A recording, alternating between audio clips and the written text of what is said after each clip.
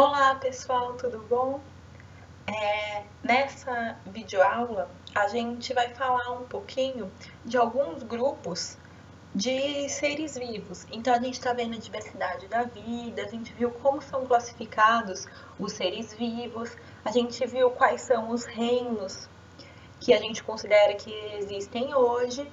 E aí nessa videoaula a gente vai falar um pouquinho sobre os vírus e sobre as bactérias, que antigamente eram classificadas dentro do reino Monera e que o material de vocês ainda continua usando essa classificação, tá? Então vamos lá começar pelos vírus. Então, eu já tinha falado para vocês que os vírus são organismos muito pequenos. Então, se vocês olharem essa imagem aqui do lado, a gente tem uma célula eucarionte, na verdade um pedacinho dela aqui, que foi aumentada muitas vezes. Então a gente já viu algumas células eucariontes no microscópio e a gente viu que a gente precisava aumentar muito para conseguir ver ela. Então aqui eu estou pegando só um pedacinho dela.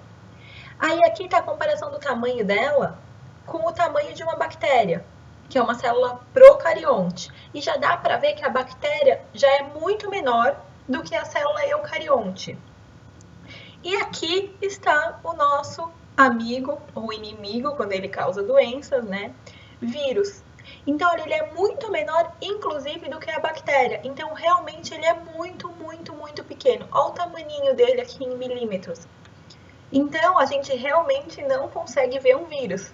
Para ver um vírus, pelo menos não a olho nu, para ver um vírus a gente precisa de auxílio de microscopia eletrônica, que é um microscópio super potente, que daí sim ele consegue enxergar coisas tão pequenas quanto um vírus.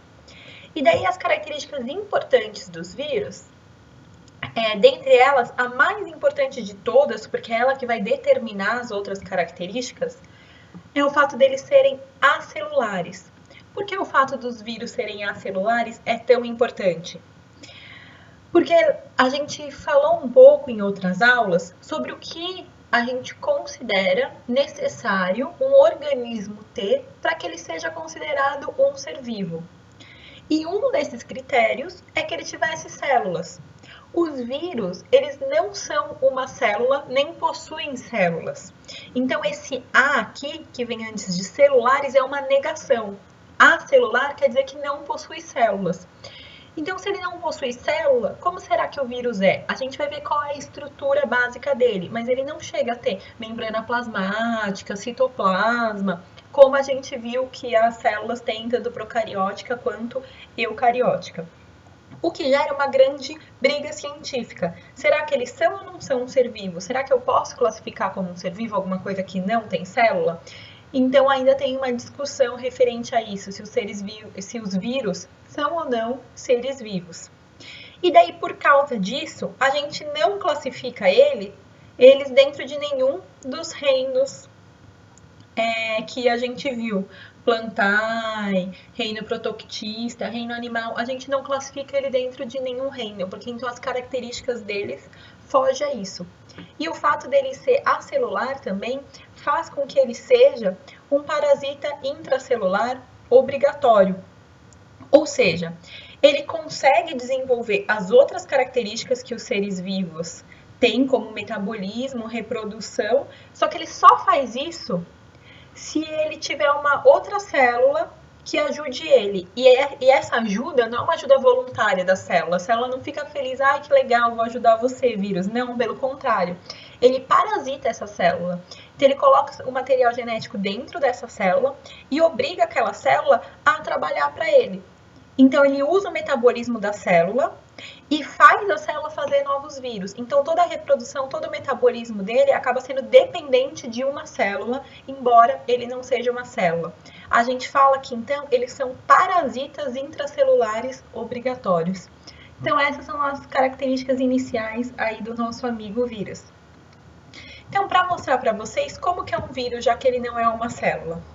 O vírus não é nada mais do que uma capa de proteína. Então, esse azul aqui que vocês estão vendo na imagem é a capa do vírus, tá? É uma cápsula feita basicamente de proteína. E daí ela recebe o nome de capsídeo. Capsídeo vem do nome cápsula mesmo, então alguma coisa que envolve. E como uma embalagem de presente. A embalagem de presente, ela envolve alguma coisa, ela envolve o presente que você vai dar para alguém.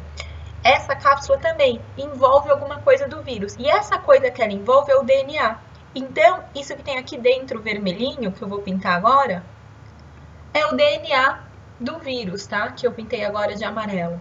Então, o vírus é só isso. Ele é um material genético, que pode ser DNA ou RNA, que o exemplo tá de DNA, mas é um ácido nucleico, um material genético, e ele tem esse capsídeo, essa capinha, essa cápsula que envolve esse DNA. Só isso, um DNA dentro de uma caixinha. Essa que é a estrutura do vírus. E essa estrutura, ela pode variar.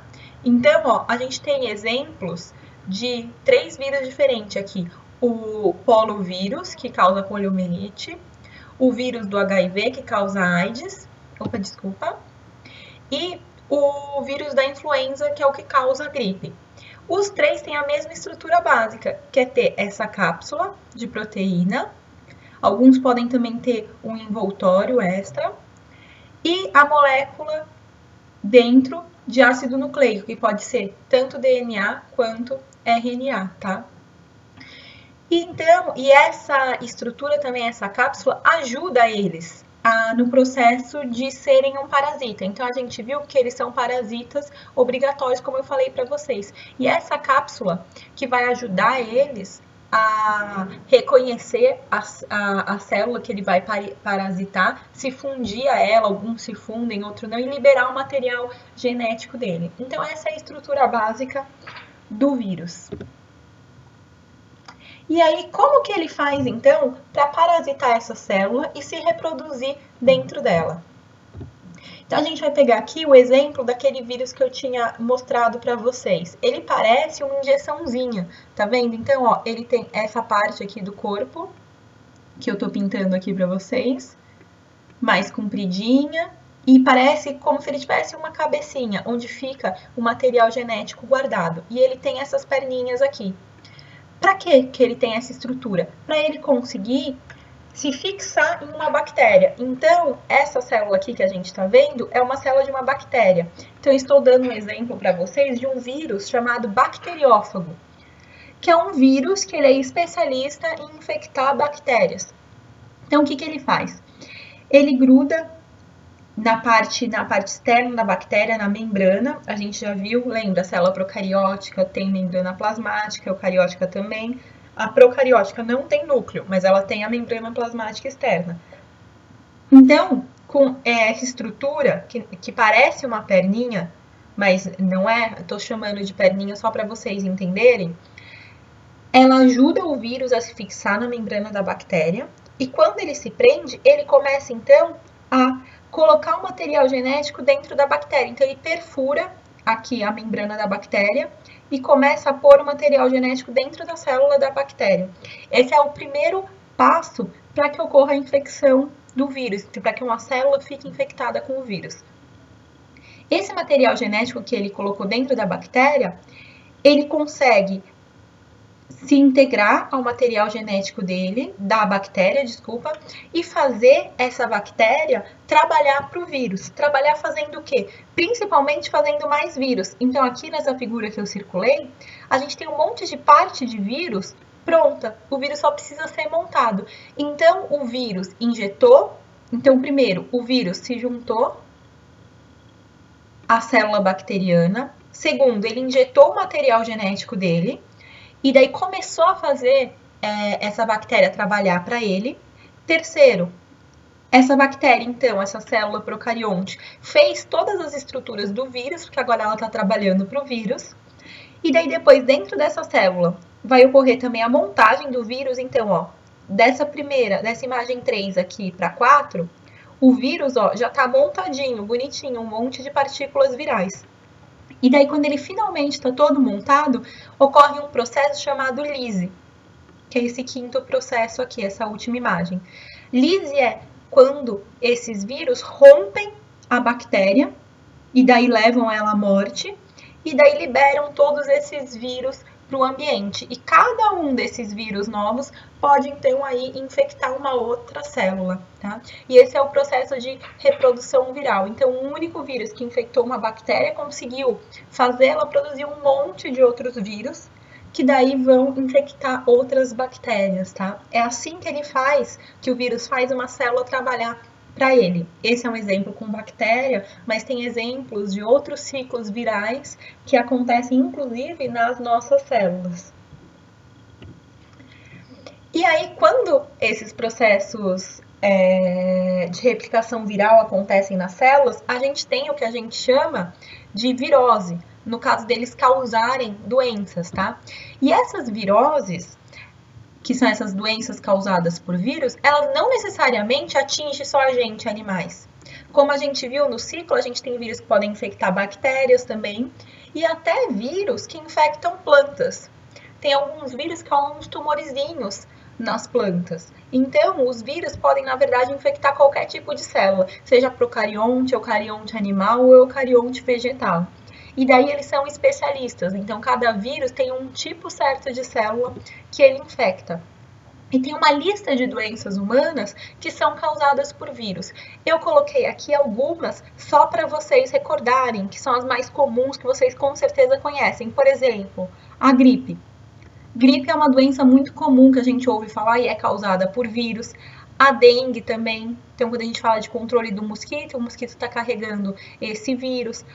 Sarampo, que a gente toma vacina, entre outras doenças, incluindo a AIDS, que é uma doença sexualmente transmissível, também transmitida via, se você tiver contato com o sangue de alguém contaminado. Então, são doenças super relevantes, porque ou elas são muito frequentes, como a gripe, ou elas causam um dano muito sério ao organismo, como, por exemplo, o vírus do Ebola, e pode, inclusive, levar à morte. E que são causadas por esses organismos invisíveis, que é tão difícil da gente conseguir visualizar eles, mas que eles são tão precisos e tão especialistas em infectar células e fazer as células fazerem o que eles querem. E a maior forma que a gente tem de se prevenir dessas doenças é a vacina. Então, a vacina, o que ela faz? Ela faz com que o nosso organismo, ele aprenda a se defender desses vírus antes da gente ter contato com eles, tá? Não só doenças virais, existem vacinas para doenças bacterianas também, mas ela ensina o nosso organismo a se proteger. Então, faz com que o nosso organismo produza anticorpos, que é uma molécula que reconhece o agente infeccioso e faz seu corpo se defender desse agente. Se você já tem esses anticorpos, que é o que a vacina faz seu corpo produzir, a hora que o agente infeccioso chega, é só seu corpo matar. Ele não precisa aprender como lidar com aquele organismo, porque a vacina já ensinou ele. E além disso, é sempre importante bons hábitos de higiene. Então para prevenir gripe e resfriado, lavar bem as mãos, não ficar em local fechado, tá? Mas a principal forma de evitar as outras doenças é principalmente se vacinando, tá? Então agora vamos falar um pouquinho sobre as bactérias, tá? As bactérias que eram chamadas também de reino Monera, que essa é uma classificação já um pouco antiga. Hoje a gente classifica em dois reinos, o reino das arqueias e das bactérias, mas ainda é muito comum aparecer como reino Monera, tá? Então, quem são os pertencentes a esse reino? São as bactérias, basicamente, que são seres unicelulares. Então, a gente já falou sobre isso. Ser unicelular é um ser vivo, que ele é uma única célula. E essa única célula já é um ser vivo, já consegue fazer todas as funções de um ser vivo. Ter metabolismo, se reproduzir, se movimentar, ok? E as bactérias são os seres, então, procariontes. A gente já falou também o que é procarionte. Procarionte é o tipo de célula que forma esse ser vivo. E daí lembra, todos os seres procariontes, eles são unicelulares, porque é uma célula muito simples. Ela não suportaria formar um organismo multicelular. Então, as células procariontes são aquelas células que não possuem o DNA organizado dentro de um núcleo, Pelo contrário, o DNA ele fica disperso pelo citoplasma e eles também têm lá membrana plasmática e ribossomo.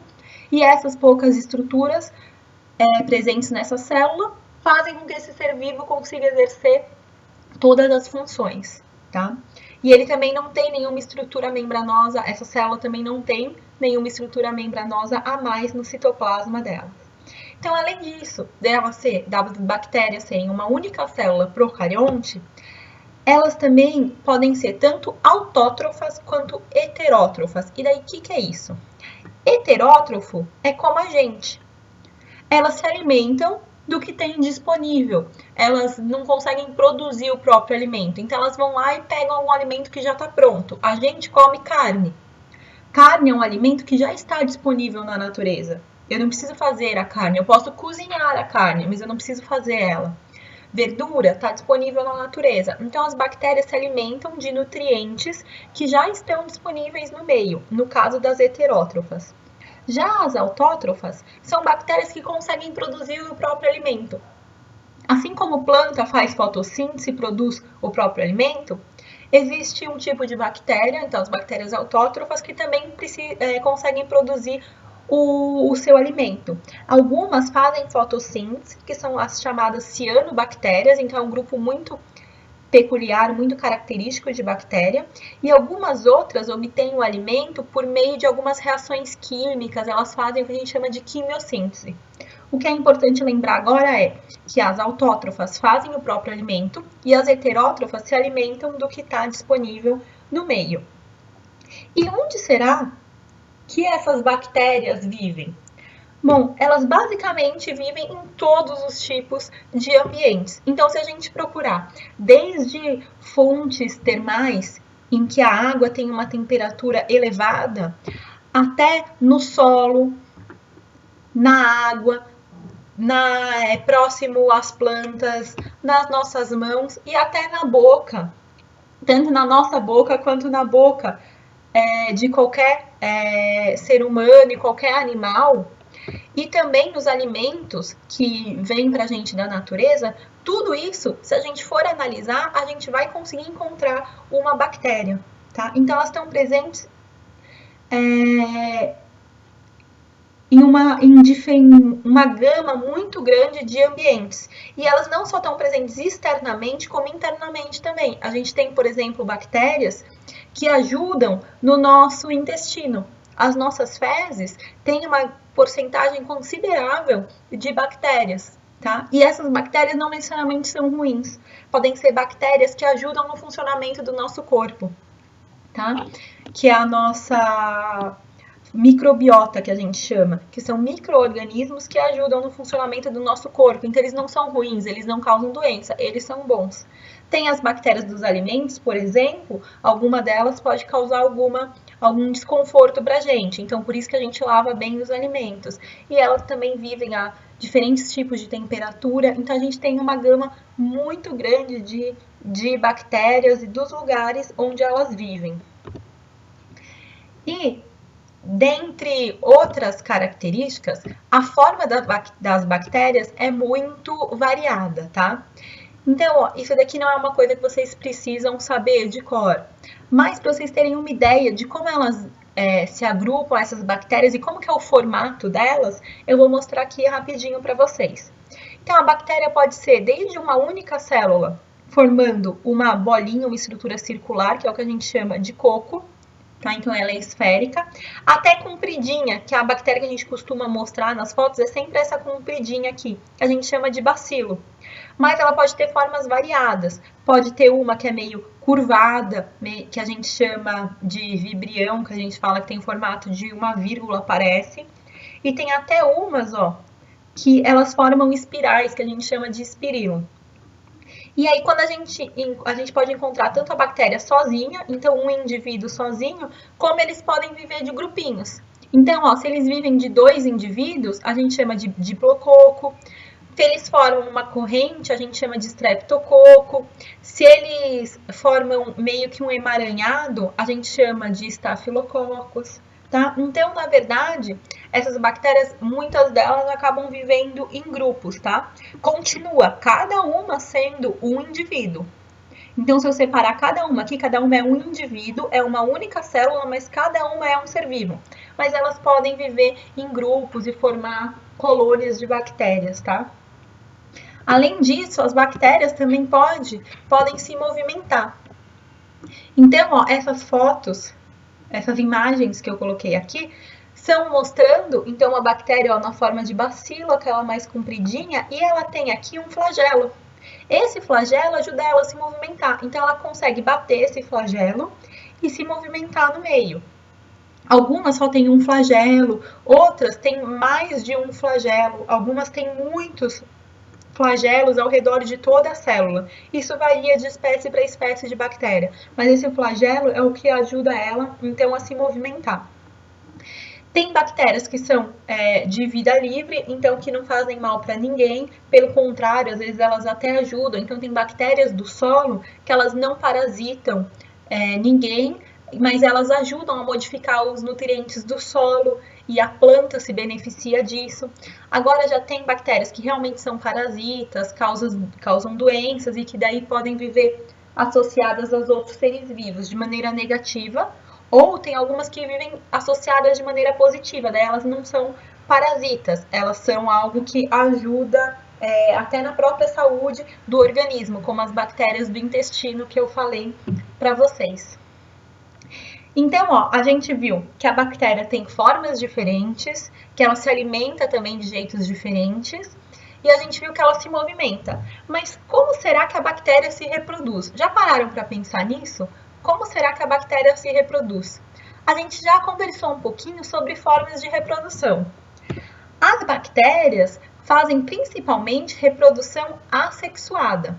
Tem algumas pessoas que falam que elas fazem reprodução sexuada, mas na verdade alguns autores não consideram como uma reprodução em si, só como uma troca de material genético sem aumentar o número de indivíduos. Então, por enquanto, vamos falar aqui da reprodução assexuada das bactérias. Lembrando que assexuada significa que não envolve troca de material genético, tá? Então, essa reprodução assexuada que as bactérias fazem, a gente chama de divisão binária. O que é isso, divisão binária? Então, eu tenho aqui, ó, uma bactéria, de novo, ó, representado um bacilo, que é aquela compridinha. Aqui, ó, tá a membrana dela, o citoplasma e o material genético disperso aqui sem núcleo, porque ela é uma célula procariótica. O que essa célula faz para se dividir? Primeiro, ela duplica o material genético dela. Duplicar é dobrar. Então, ela faz uma cópia desse material genético. Depois que ela faz a cópia desse material genético, então eu já tenho aí informação suficiente para fazer duas células. Antes eu só tinha informação para fazer uma célula. Agora eu tenho informação genética para fazer duas células.